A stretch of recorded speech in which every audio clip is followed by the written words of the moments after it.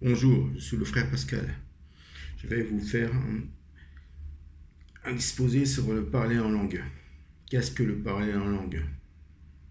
Dans la Bible, il nous est dit dans les Actes, au chapitre 2, que Dieu enverra, s'appelle les langues de feu sur les disciples, et les disciples recevront le Saint-Esprit. Et le Saint-Esprit, avec le Saint-Esprit, ils parleront de nouvelles langues. À quoi servaient-ils les nouvelles langues? Les nouvelles langues, elles servaient à être utilisées pour l'évangélisation. Car à l'époque, dans ces pays-là, il y avait beaucoup de tribus, de races différentes et qui parlaient des diverses langues. Et ces langues, personne ne les comprenait, parce que même entre eux, ils ne se comprenaient pas parce qu'ils ne parlaient pas les mêmes langues. Donc, pour évangéliser, il a fallu que le Saint-Esprit donne le pouvoir de parler en langue.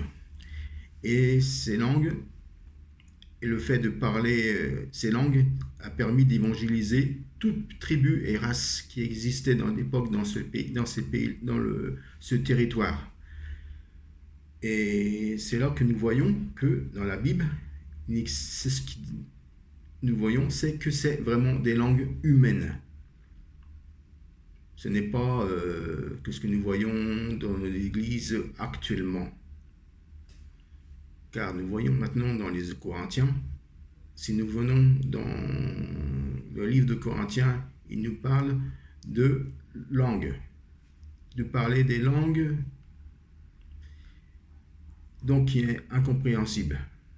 Mais quelle langue est incompréhensible? C'est normal, parce que si nous regardons bien, de nos jours,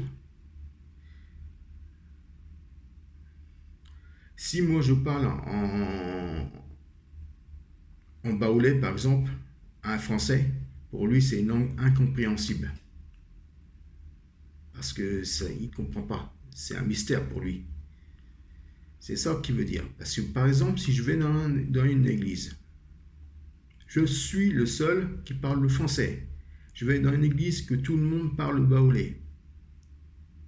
Il y a une personne qui se lève. Elle fait le message en français pour moi. Moi, je ne sais pas que cette personne parle français.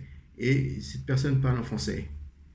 Après, à la fin, elle a parlé, elle se rassoit. Et à la fin du culte, moi, je vais voir la personne qui a parlé en français pour moi, en français. Et là, j'ai compris que c'est un Saint-Esprit qui a permis à cette personne de parler en français pour qu'il me donne le message. Ça, c'est le vrai parler en langue. Car aujourd'hui, dans les églises de Pentecôte ou charismatiques, nous voyons que tout ce qu'ils disent n'a aucun sens, ne veut rien dire. Car, premièrement, il n'y a aucun traducteur qui traduit ce que la personne dit. De plus, la Bible dit bien de parler chacun son tour, un ou deux ou trois à la fois, mais pas plus.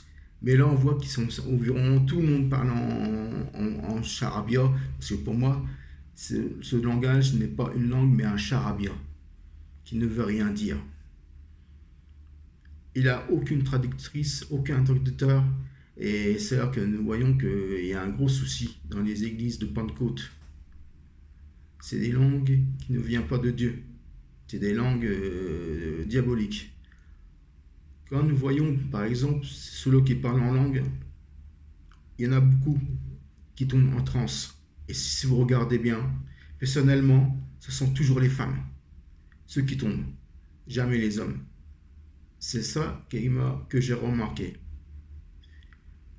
Les langues qui sont parlées actuellement dans les églises de Pentecôte sont exactement les mêmes qui est parlé dans certaines églises catholiques. Les Mormons parlent la même langue.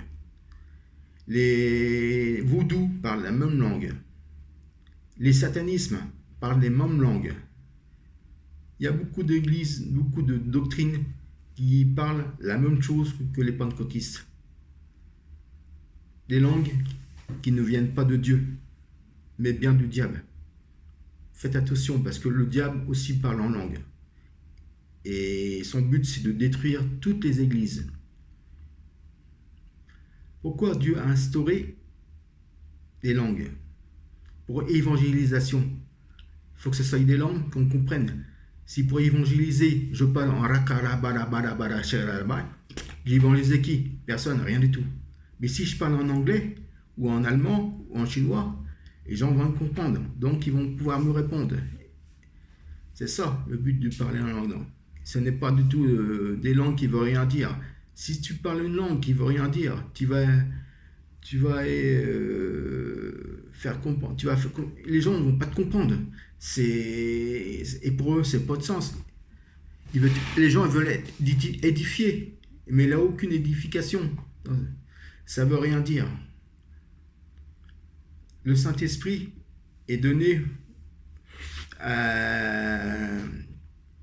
au but d'évangéliser les personnes.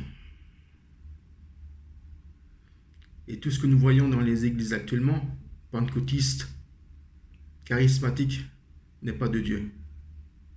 À quoi ça sert de parler en langue si tout le monde comprend? Par exemple, moi je suis dans mon église, je ne suis pas pentecôtiste, ni l'un ni l'autre, je suis chrétien. Chrétien, je fais partie de l'église de Christ. Mais je vous donne un exemple, si je vais dans une église pentecôtiste, à quoi ça sert-il de parler en langue, d'une langue qui ne comprend rien du tout, si on parle tous la même langue? Vaut mieux donner le message directement en français. C'est ça, le vrai parler. Si je vois des personnes qui parlent allemand, moi qui parle aussi allemand, eh ben, s'il ne comprend pas le français, je vais lui traduire en allemand, automatiquement. Voilà, c'est ça, le vrai parler. C'est pas du rakalagalabalabos, pourquoi là? Ça, c'est pas du parler en langue, c'est faux. Voilà. Voilà mon message que je voulais vous dire. Que Dieu vous bénisse.